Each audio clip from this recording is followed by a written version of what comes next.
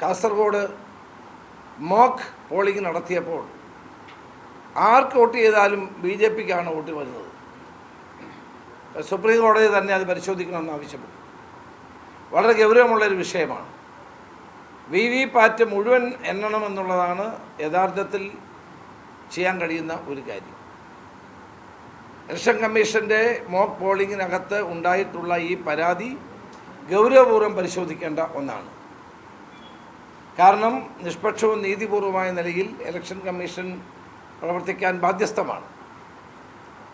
Mock പോളിങ്ങിനകത്ത് തന്നെ 5 machine കേടായെന്ന് ഉള്ള വിവരവും പുറത്തു വരുന്നുണ്ട്. ഏത് സ്ഥാനാർത്ഥി വോട്ട് ചെയ്താലും അത് താമരയിലാണ് അത് പതിയുന്നതെങ്കിൽ അത് ഗൗരവമുള്ള കാര്യമാണ്. ഇലക്ഷൻ കമ്മീഷൻ അത് പരിശോധിക്കണം. അത് തകരാറാണെങ്കിൽ ആ തകരാറ് റെക്ടിഫൈ ചെയ്യണം. VVPATകൾ എണ്ണുന്ന കാര്യത്തിൽ അത് കേന്ദ്ര തെരഞ്ഞെടുപ്പ് കമ്മീഷൻ ആ കേസ് സുപ്രീം കോടതിയിലുണ്ട്. സുപ്രീം കോടതി ആ കേസ് വാദം കേൾക്കുകയാണ്. കോടതിയിലിരിക്കുന്ന കേസായതുകൊണ്ട് ഞാൻ കൂടുതൽ കാര്യങ്ങൾ പറയുന്നില്ല. അപ്പോൾ ഇങ്ങനെയൊരു സംഭവം കാസർഗോഡ് ഉണ്ടായതിനെ ഗൗരവമായി കാണാൻ കേരളത്തിലെ തെരഞ്ഞെടുപ്പ് കമ്മീഷനും സെൻട്രൽ ഇലക്ഷൻ കമ്മീഷനും തയ്യാറാകണം എന്നാണ് എനിക്ക് അഭ്യർത്ഥിക്കാറ്.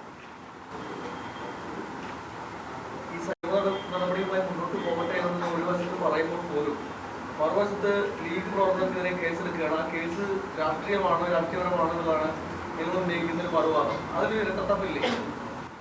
നമ്മളൊരു കാര്യം പറയട്ടെ. അതിന് യഥാർത്ഥത്തിൽ സൈബർ കുറ്റകൃത്യങ്ങൾ ചെയ്യുന്നവരെ തടയാൻ രാജ്യത്തെ നിയമമുണ്ട്. അത് സത്യസന്ധമാകണം, ഏകപക്ഷീയമാകരുത്.